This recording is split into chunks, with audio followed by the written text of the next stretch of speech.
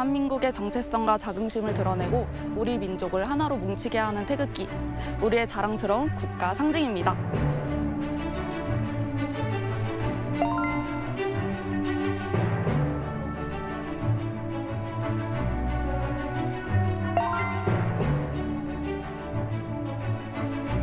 한국 바로 알리기. 여러분도 함께 해주세요.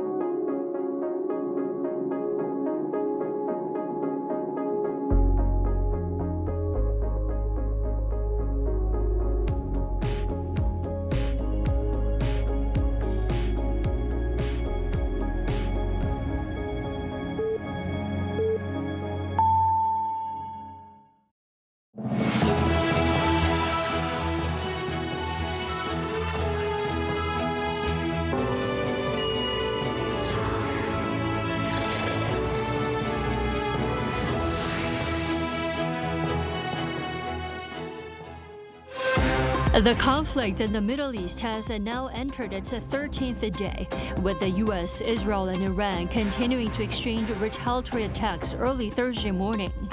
International oil prices climbed back above $100 a barrel during intraday trading on Thursday. The Trump administration has initiated a Section 301 trade investigation into 16 countries, including South Korea, as part of its latest push to restore reciprocal tariffs. Lawmakers in South Korea's Nat'l Assembly approved a special bill on Thursday aimed at regulating the country's large-scale strategic investments in the United States.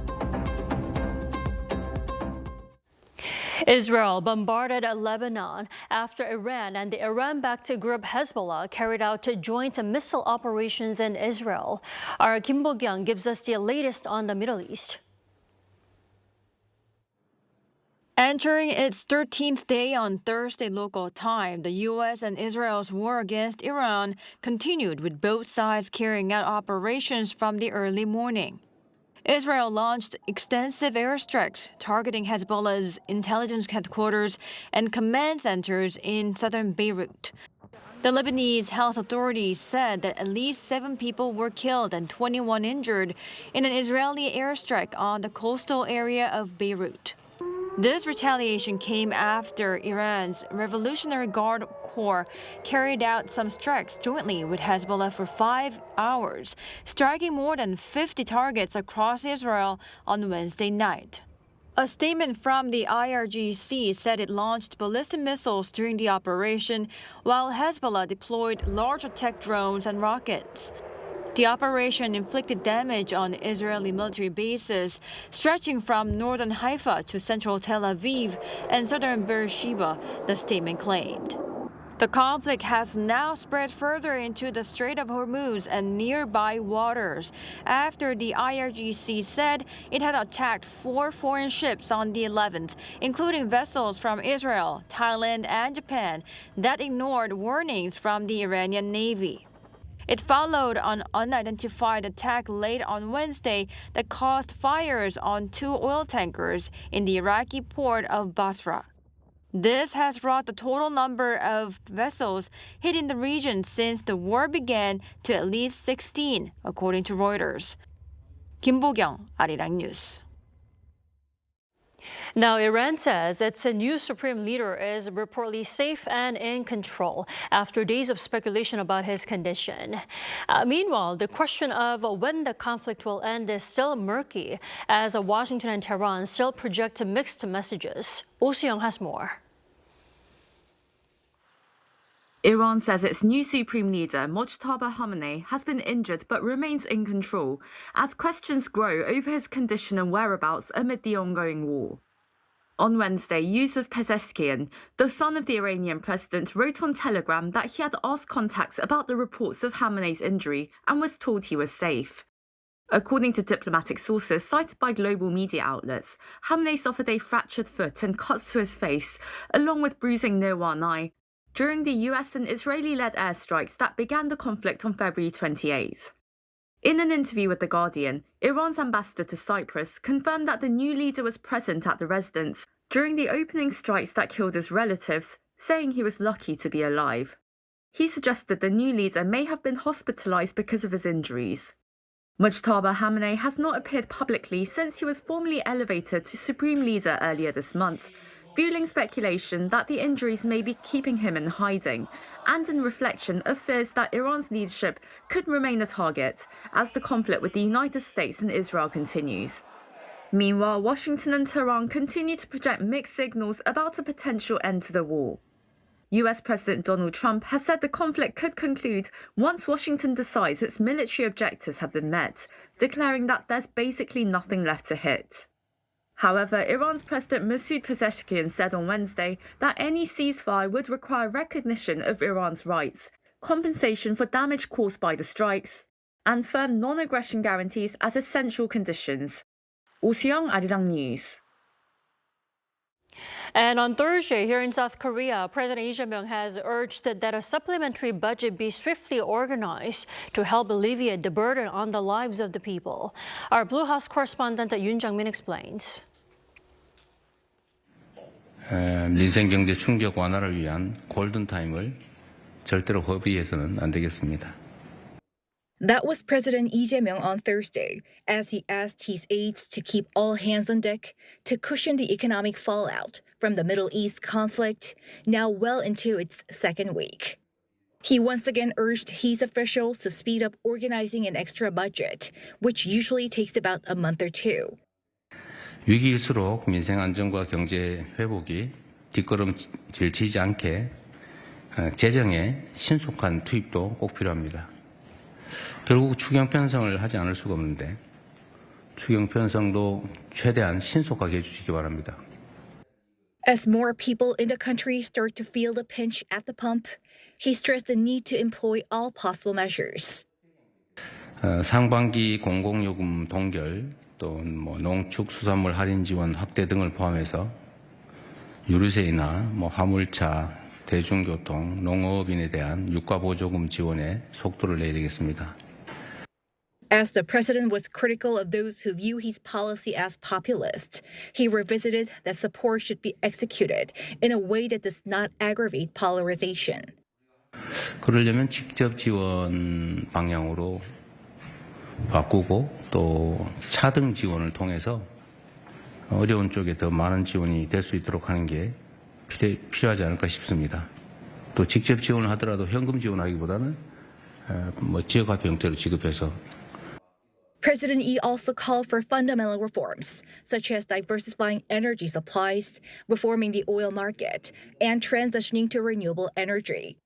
He thanked certain ramyeon and cooking oil producers for their decision to lower product prices during a difficult time. Ahead of BTS comeback concert at Gwanghwamun next Saturday, Lee ordered that public safety measures be thoroughly put in place, saying that hundreds of thousands of people will be gathering. The president also urged for the need to strongly punish any rip-offs. Yoon Jung-min, Arirang News. Meanwhile, analysts at one of South Korea's think tanks say instability in the Middle East and the resulting global market volatility could drag on the South Korean economy. Lee Eun-jin has more.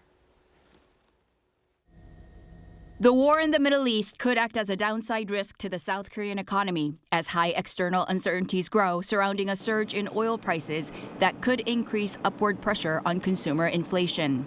This is according to the monthly economic assessment released by the Korea Development Institute on Thursday. The KDI evaluated that trade uncertainty is also expanding due to issues surrounding the U.S. reciprocal tariffs. The KDI assessed that while the South Korean economy has seen continued strength in semiconductors and a recovery in consumption, growth in production remains modest due to a prolonged slump in the construction sector. In January, construction output continued to weaken, with the decline widening from 5.5% on-year in December to 9.7% on-year in January, which the institute says is due to delays in construction due to the real estate recession in some areas. The think tank also said that although export values remain on a favorable trajectory, led by information and communication technology products, it is not leading to higher production volumes. Semiconductor prices have surged amid strong demand, while supply remains constrained, which has led to the sharp rise in chip export values. However, manufacturing production excluding semiconductors continue to show only modest growth. Consumption, meanwhile, is seeing a gradual recovery as improved real purchasing power supports spending. The Composite Consumer Sentiment Index rose from 110.8 to 112.1 in February and remained elevated. However, this could fluctuate due to the recent surge in oil prices amid the war in the Middle East. 이은진, Arirang News. On the 13th day since the conflict began in the Middle East, the impact is being felt far beyond the countries directly involved. Now, economically, it's also affecting nations that share key oil routes with the region. For more on the impact of the conflict on Korea, we turn to our correspondent Park Junan here in the studio. Welcome back, Junan. It's good to be back, Tammy. So, Junan, where do we start? Well, today I would like to introduce efforts both at home and abroad to address oil supply concerns. While countries are considering various options, including oil reserve releases by major economies, and here, a temporary domestic fuel price cap to better manage energy market implications. Now, let's take a look at the latest report. South Korea plans to release 22.46 million barrels of oil from its strategic reserves as part of a coordinated action by member countries of the International Energy Agency aimed at stabilizing global energy markets. The plan was announced on Wednesday by the Ministry of Trade, Industry and Resources shortly after the 32-member nations of the Paris-based agency unanimously agreed to carry out the largest collective oil stock release in the organization's history. In total, about 400 million barrels of oil will be made available to the market in an effort to ease supply disruptions and curb rising crude prices linked to the ongoing war involving the United States and Israel against Iran. Korea's contribution represents about 5.6% of the total to be released. The size of each country's release is calculated based on its share of overall oil consumption among IEA members. The U.S. Energy Department also issued a press release saying the administration would release 172 million barrels of oil from its reserves. Officials say the timing and detailed schedule of the coordinated release will be determined in the coming days. The decision comes as global oil markets continue to show volatility despite expectations of increased supply. Oil prices surged for a second consecutive day. On Wednesday, Brent crude rose 4.8% to around $92 per barrel on the Intercontinental Exchange in London. As of Thursday, 3:30 p.m. Korean Standard Time, it is trading at about $98.2, up 6.75% in just a few hours. WTI crude also climbed 4.6% to settle at around $87 per barrel on the New York Mercantile Exchange. And as of the same time on Thursday, it had risen to over $93, gaining more than 6.6%. As oil supply chain risks persist and oil prices continue to climb, the government announced planned market stabilization measures. The first possibility is a supplementary budget dedicated to those who are highly vulnerable to oil price hikes. If introduced, an additional budget of up to 15 to 20 trillion won, or around 10 to 13.5 billion dollars, could be allocated. The funding could be used to expand the scope of fuel tax reductions, provide oil price-linked support for low-income workers, expand energy voucher assistance, offer subsidies for the transportation industry, including trucks and buses, and support export-oriented small and medium-sized enterprises. A temporary price cap on domestic oil is another option the government will announce. According to its own guidelines, appropriate price levels that the government thinks ideal would be at 1,801 per liter or around $1.22. However, the price level would be reviewed every 2 weeks to reflect any changes in global oil prices. With more details to follow, Finance Minister Koo Yoon-chul said the government will mobilize all available policy tools and activate an emergency economic response system to address the situation in real time. And Junan, before we came on air, we just learned that the government is implementing a temporary price fuel cap system from tomorrow, right? Tell us more. Right, Tammy. So this is a big deal because starting tomorrow, which is Friday Korean Standard Time, a domestic oil price cap will be implemented for the first time in nearly 30 years since oil price liberalization in 1997. Reports indicate the cap will primarily apply at the refinery wholesale level rather than placing direct pressure on the individual gas stations. This helps maintain fairness across the supply chain by curbing upstream price increases, while the government may provide support or subsidies to refiners if needed to offset costs, though the exact details are still being finalized. Well, one thing's for sure, the government appears strongly committed to stabilizing oil prices. Now, Chuna, why such a strong emphasis on this issue? It's because South Korea is very vulnerable against oil shocks. Well, we import virtually 100% of our crude oil with no domestic production. And in fact, about 70% of those imports pass through the Strait of Hormuz, a single choke point that is now disrupted by the conflict. As of the first quarter of 2025, Korea accounts for 12% of total oil flows through the Strait of Hormuz by destination, making the country the third most exposed nation globally. And now let's take a listen to the reason why supply road disruption is a major concern for the country's economy. Directly, consumers feel the impact through higher fuel prices. For producers, it means rising production costs, but it also creates difficulties in shipping their goods for export. They may end up stockpiling products because they cannot ship them out. As shipping costs rise and vessels become harder to secure. This can spike consumer prices, slow GDP growth, and increase financial volatility. That's why stabilizing the domestic fuel supply is necessary. Indeed, hopefully the temporary fuel price cap system will help and ease the burden on the lives of the people. Junan, thanks for the coverage tonight. Thank you.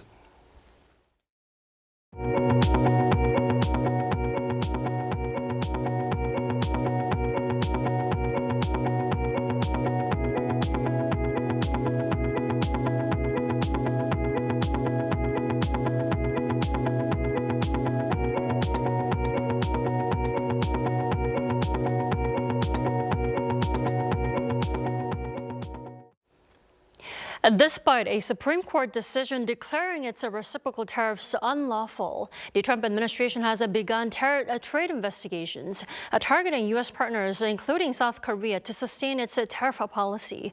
Our correspondent Kim Do-yeon has the details. The United States officially launched a Section 301 trade investigation on Wednesday local time into South Korea and 15 other economies in a move to revive reciprocal tariffs. This would replace the temporary 10% global tariffs imposed at the moment. The Federal Register cited South Korea's large and persistent trade surpluses as evidence. The report highlighted South Korea's global surplus in sectors including automobiles, machinery, and steel, noting its bilateral goods and services trade surplus with the U.S. reached $56 billion in 2024. South Korea's Trade Minister Yoh Han-gu described the action as an expected procedural step. Seoul views the probe as a legal maneuver by the Trump administration to restore tariffs to their prior levels, shifting its legal justification after the U.S. Supreme Court struck down the use of emergency economic powers. U.S. President Donald Trump foreshadowed the policy shift following the Supreme Court ruling. And we're also initiating several Section 301 and other investigations to protect our country from unfair trading practices of other countries and companies. Because a Section 301 investigation typically requires several months, the U.S. is utilizing Section 122 of the Trade Act to impose a 10% global tariff for the next 4 to 5 months. The administration aims to have the Section 301 measures fully implemented by mid-July. Experts suggest the lengthy Section 301 process is being used as leverage. Many experts say initiating this serves as a bargaining chip. The administration likely wants to use it as a pressure tactic to reach a tariff agreement without a drawn-out fight. Meanwhile, the Blue House released a statement emphasizing that the government will actively negotiate with Washington to ensure the balance of interest secured in previous bilateral tariff agreements remains intact and to prevent any disadvantageous treatment compared to major global competitors. Seoul has received an official request for consultation from the USTR and plans to submit its formal written response by the April 15th deadline. Kim Do-yeon, Arirang News. Lawmakers at South Korea's National Assembly approved a bill on Thursday, enabling the country's planned $350 billion investment in the United States. Our political correspondent Moon Hae-ryun tells us more. South Korea's National Assembly on Thursday passed a special bill aimed at managing the country's large-scale strategic investment in the United States. The legislation establishes the legal framework for Seoul to carry out its $350 billion investment commitment under a bilateral trade agreement with Washington.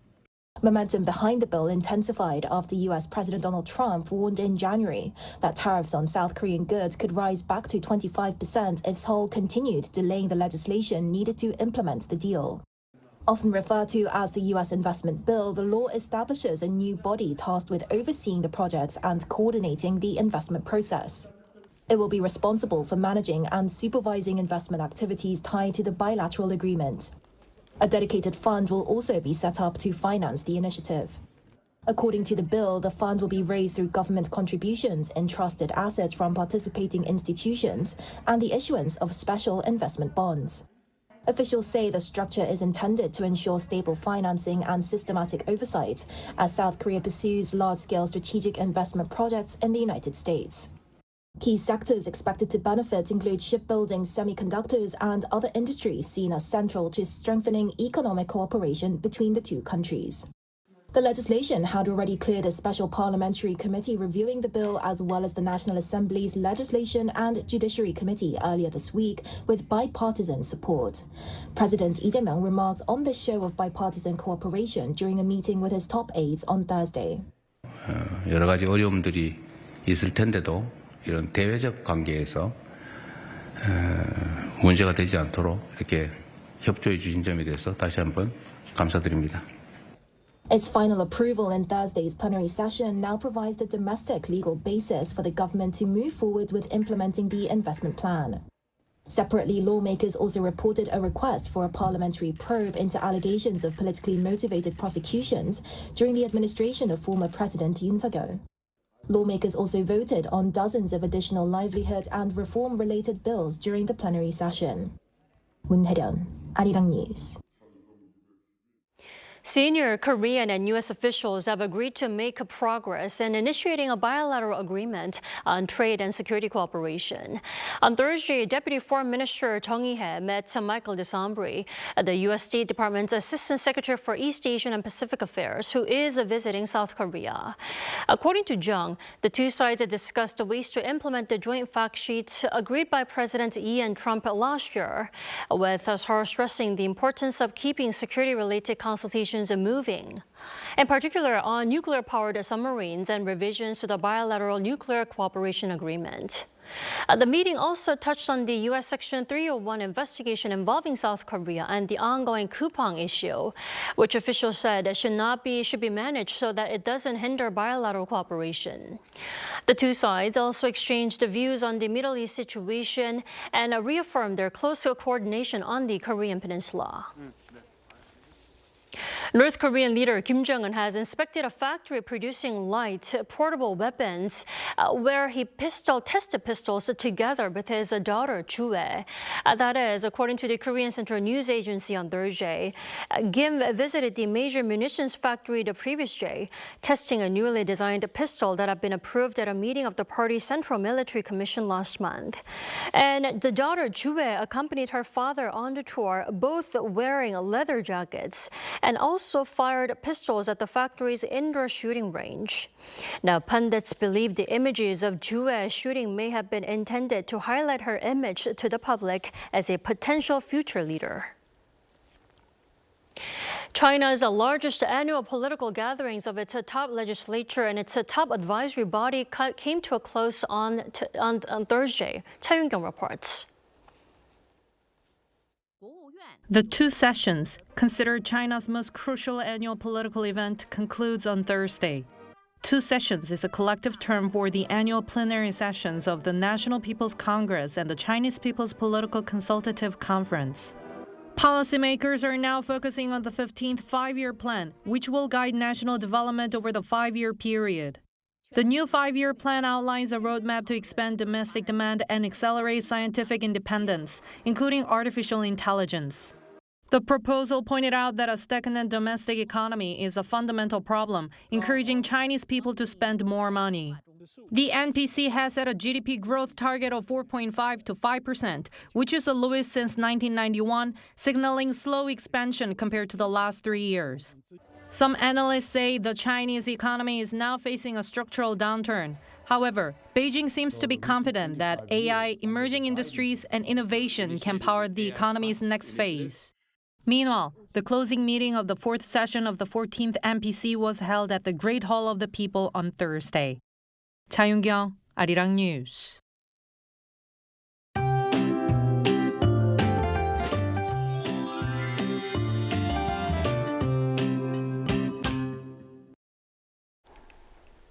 Most of us in the western parts of Korea had fine early spring weather under mostly sunny skies, but eastern regions had on and off rain today. And there has been heavy snow in the mountainous regions of Gangwon-do province, with a heavy snow advisory being issued, with more than 20 centimeters of snow expected through tomorrow.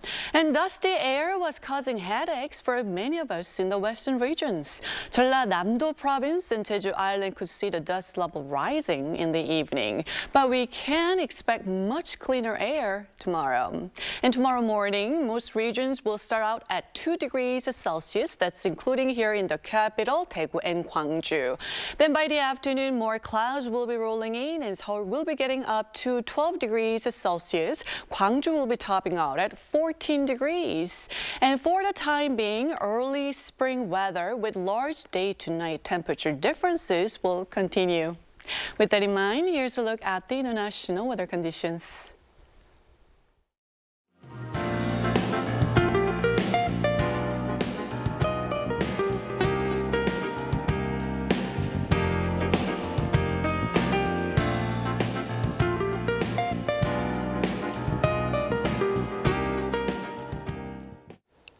That is all we have for tonight. I'm Kim Da-mi.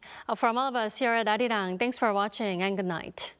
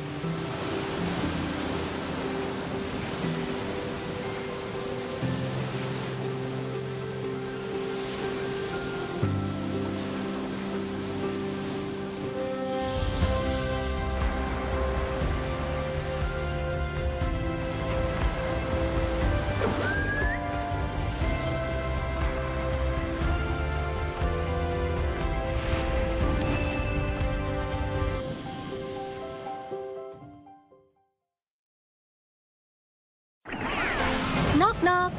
The magical door to the world of K-animation is swinging wide open. Meet your instant new BFF, the adorable Catch. Tina Ping will have you hooked from the very first glance. Need a hand? Our Robocar Poli Rescue team is always zooming in to save the day. How about tagging along on Pinkfong and Pal's super exciting quest to reclaim their lost magic? With the mysterious life forms Cabion by your side, you can become a Cabion master and save humanity like a total hero. Protecting children's innocence while igniting their boundless imaginations. That's the magic of Korean animation. K-animation, the ultimate bestie for kids worldwide.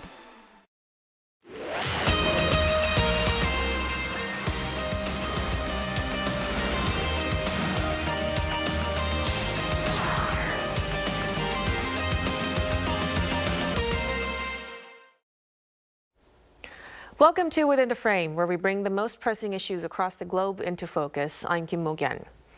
What began as a confrontation between Israel and the United States against Iran is now raising fears of a much broader regional war, and the fallout is no longer confined to the Middle East.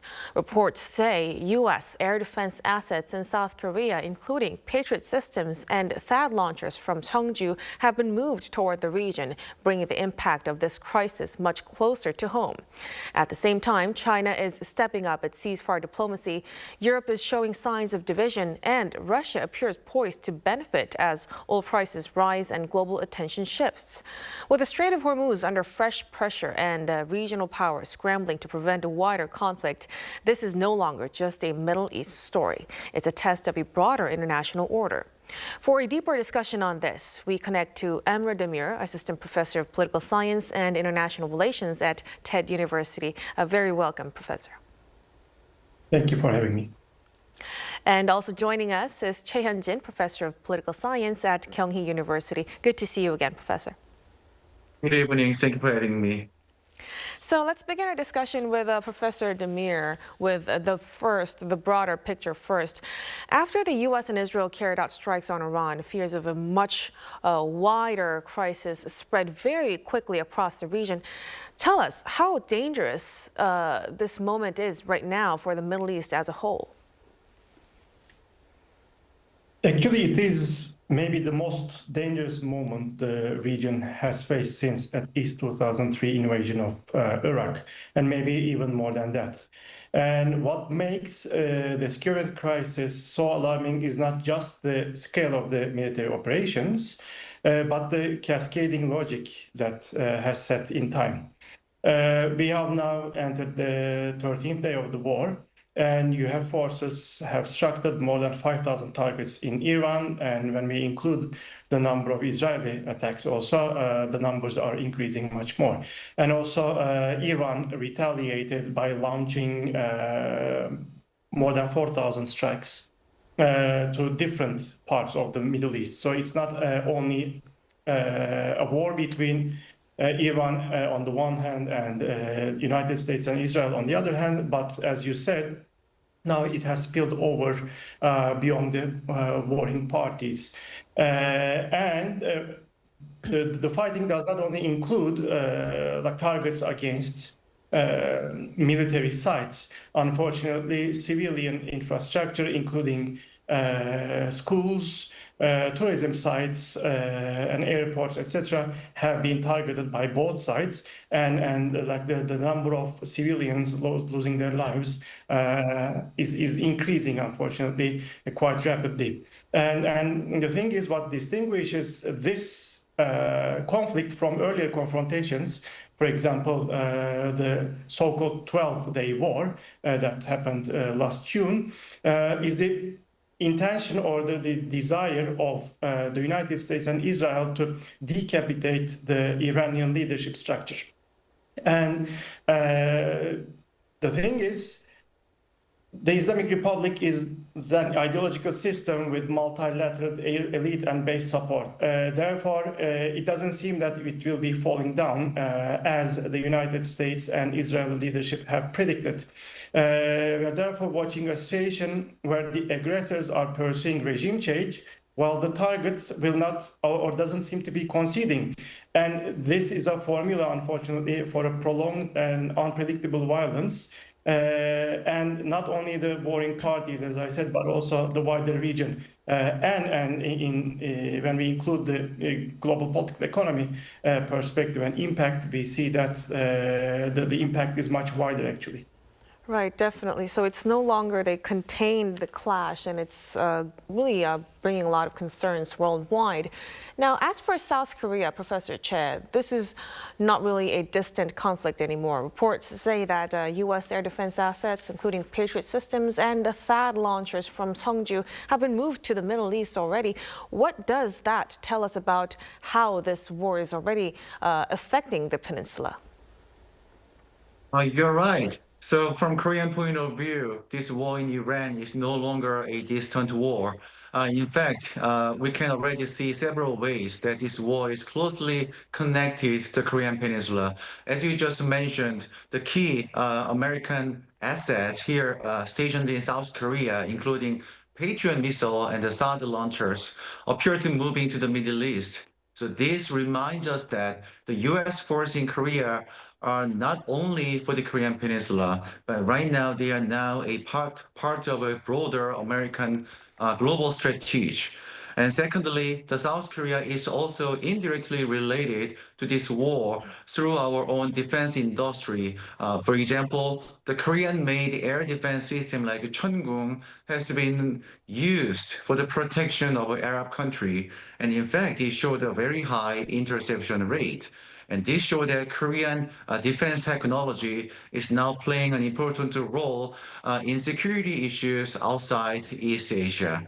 So in that sense, South Korea is connected to this war in Iran in indirect ways. First, as an ally of the United States, and second, through our growing role as a defense supplier. So now that we've touched upon Arab countries, when we talk about neighbors, including Saudi Arabia, the UAE, Qatar, and Turkey, they're all trying to prevent a wider spread of this situation, but they each have differing interests and different vulnerabilities as well. Professor Demir, which neighboring countries are under the most pressure right now, and what are they most worried about? The Gulf states actually are under the most acute pressure or immediate pressures because they are the ones who are absorbing Iranian strikes. So since the beginning of the war, Iran targeted more than 4,000 regional sites in the region. And even like countries like Oman are facing the threat, unfortunately. And each of these states have different vulnerabilities. Like Saudi Arabia's main concern is to keep energy flowing and protect its energy infrastructure. The United Arab Emirates is deeply integrated into the global trade and finance and tourism networks, actually. Therefore, it has been facing important economic costs, as well as Qatar and Iraq. Turkey has a different position compared to these Gulf states because, I mean, we have been reported only 2 attacks against Turkey, which have been eliminated before reaching Turkey. And President Pezeshkian actually rejected the claim that these strikes were originated from Iran. We don't know actually if that's correct or not, but still Turkey is in a more secure position for the moment, at least. But Turkey is highly sensitive about 2 issues, the Kurdish groups in northern Iraq and the prospect of another wave of refugees, because the country has been dealing with millions of refugees since the start of the Syrian civil war. Therefore, Turkey is trying to limit its impact to its own borders, let's say. Definitely. So pressure is mounting on neighboring countries as well. Now, let's also touch upon China, Professor Che. China's moving quite actively, sending its Middle East envoy to the UAE and Saudi Arabia and calling for an immediate ceasefire and talks with Qatar as well. How should we read Beijing's approach right here, Professor Che? Is China trying to become a real diplomatic player in this crisis? Yes, as you just mentioned, China is trying to play some role as an active diplomatic player during this crisis. By sending the Middle East envoy and calling for immediate ceasefire, the Beijing wants to present itself as a responsible global power that supports stability and dialogue. But at the same time, we must know that China also has a strong economic interest in the region. The Strait of Hormuz is a key shipping lane that connects the Middle East with East Asia because about 25% of the global oil and natural gas pass through this strait. And China is, of course, the world's largest oil importer, and around 45% of Chinese imported oil goes through the Strait of Hormuz. So if the war in Iran disrupts the Strait of Hormuz, China could suffer serious economic damage. But however, China's influence in this crisis is still limited. The Beijing may express diplomatic support for Iran, but in reality, it is unlikely to provide any money or weapon to Iran because China generally tries to avoid any direct military involvement in the Middle East. So in general, although China is trying to position itself as a global player, calling for ceasefire and dialogue, but in reality, its ability to shape the course of the war and influence the outcome of the war remains quite limited. So it's really yet to be seen how the impact of its influence would be. But when we widen the lens a little bit further, Professor Che, Europe also seems divided in how it's reacting. Some leaders are stressing international law and warning that Russia is benefiting from the crisis, while others appear to be taking a more pragmatic line. What does that tell us about Europe's current position and its limits responding to the war? Yes, Europe is also in a difficult and a very tricky situation right now. So many European leaders are talking about the importance of international law, and they give us some warning that this war could become wider and more dangerous. They are also worried that Russia might benefit from this crisis if this war is pushing our attention away from Ukraine. But at the same time, we need to know that Europe still needs a close security alliance with the United States to prepare for the incoming rivalry between NATO, Western Europe, and Russia. And for this reason, some European countries like UK, Italy, and France, they are allowing US forces to use their military base or provide limited military support to the United States. But the domestic politics also matter. The many voters in Europe do not want to be drawn into another Middle East war. And there is also serious concern about the possible refugee crisis. The Professor Demir just mentioned about a refugee crisis, right? So if the conflict spreads to a neighboring country, or if Iran becomes unstable and loses political order, Europe could face another refugee crisis, large number of refugees, similar to what happened during the civil war in Libya and also Syria. And for this region, the European leaders are trying to be very careful. So in public, they are speaking cautiously about the war, but behind the scene, they still need to cooperate with the United States. It's quite of a dilemma for European nations, it seems. And this brings us to another group of actors trying to shape the diplomatic picture beyond China and Europe. Countries like Turkey and also France are also trying to position themselves as possible mediators. Professor Demir, who actually do you think has the credibility and the leverage to help de-escalate the situation? This is a very hard question to answer, and the honest answer seems to be that nobody has all the elements at hand simultaneously. because effective mediation requires credibility within all parties, and communication channels need to be open, and mediators need to have some leverage or incentive to offer to the parties. In the region, Oman has historically played this role with Iran, and actually Oman's mediation efforts were very important in ending the 12-day war.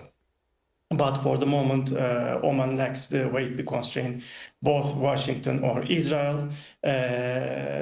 China, as Professor Che said, some channels to Tehran, and it has already engaged with the Gulf states, but it doesn't seem that Washington will be welcoming Beijing as a mediator. And previously, Qatar has maintained contacts with all sides, but because it has been under heavy attack by Iran, it doesn't seem that Qatar will be able to function as a mediator. As you said, Turkey might be willing to do that. It's an interesting case. Because on the one hand, a weakened Iran might provide an opportunity for Turkey to increase its influence in the region, while on the other hand, an unstable neighbor would be a nightmare for Turkey as well. Therefore, Ankara, from the very beginning, opposed the war and opposed or criticized both sides' attacks against each other, while also offering mediation. And since the beginning, President Erdogan has been in contact with both sides, both President Trump and President Pezeshkian. But the thing is, Ankara doesn't seem to be trusted. It's not trusted by Israel, definitely, and only partially trusted by Iran and Washington. Therefore, I might say that the most likely path would be including several regional players and also acquire Chinese and Russian involvement as well to convince Tehran to accept a ceasefire. Mm-hmm. Now, another major concern about the situation is the Strait of Hormuz. Iran is clearly using it as a point of pressure. And Professor Demir, then, how serious is the Hormuz factor in this current crisis, and how much leverage do you think it could give to Tehran?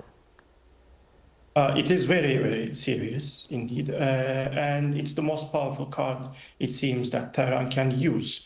Because since the beginning of the war, it could disrupt the flow of oil and gas supplies from the Strait of Hormuz, and this has impacted numerous countries, including Korea.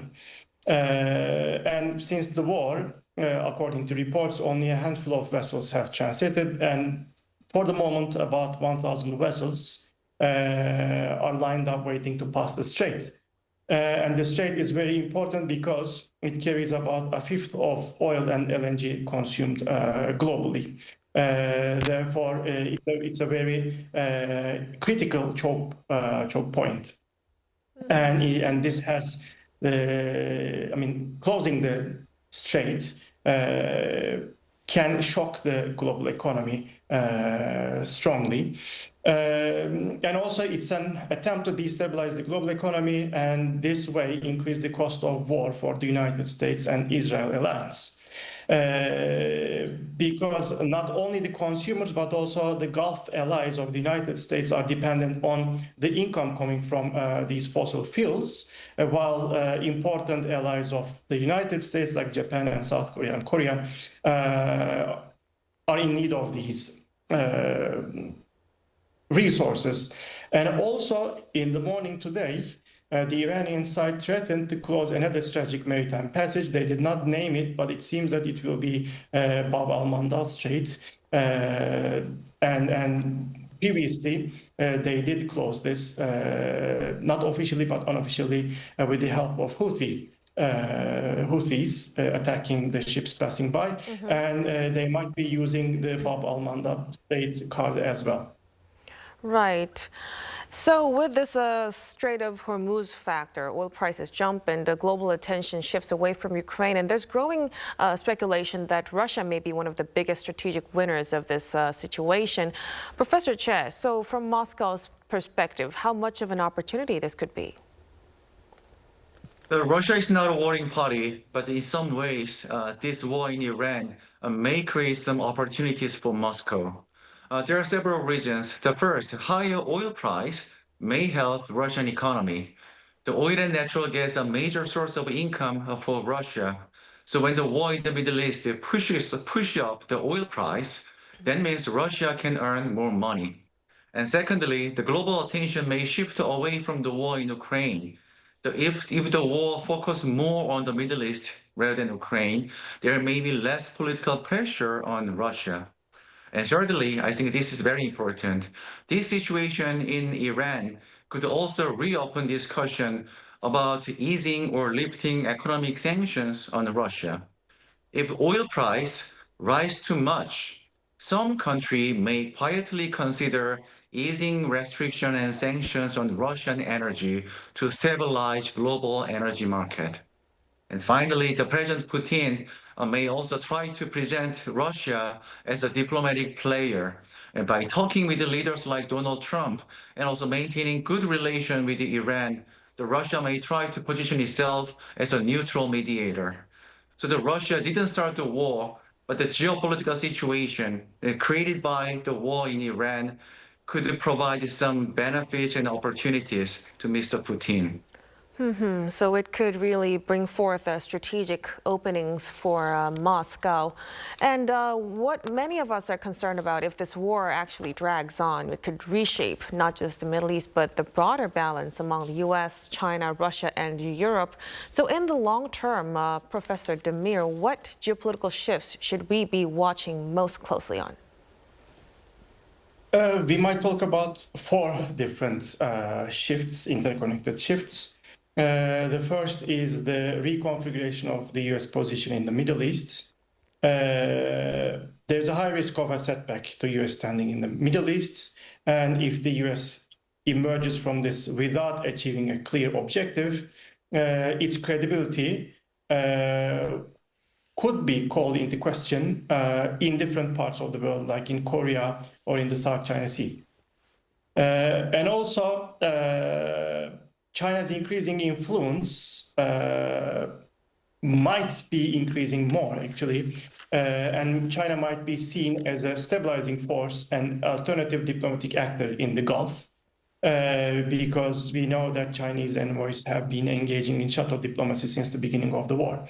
And the third is likely shift is the acceleration of the Gulf states' desire for strategic autonomy, because the war has shown that, unlike before, hosting the U.S. military in the region or in their own territories does not provide security anymore, and actually it made them the targets of the Iranian attacks. And finally, actually, this might have an impact on the competition between the United States and China in particular, and we might add Russia into the picture. So Russia's allies might be questioning the U.S. support, and there might be a distrust between the U.S. Security credibility and the allies. So it seems as though this conflict may end up reshaping not only the Middle East, but the wider global balance of power as well. We'll be keeping close tabs on the latest developments. But as for now, we'll have to leave our discussion right here. Thank you so much for your insights, Professor Demir. Thank you very much. And of course, Professor Che, we really appreciate it. Thank you very much. And that'll be all from us on Within the Frame tonight. Be sure to tune in again next time as we continue to explore the stories that matter. Till then, stay informed and engaged.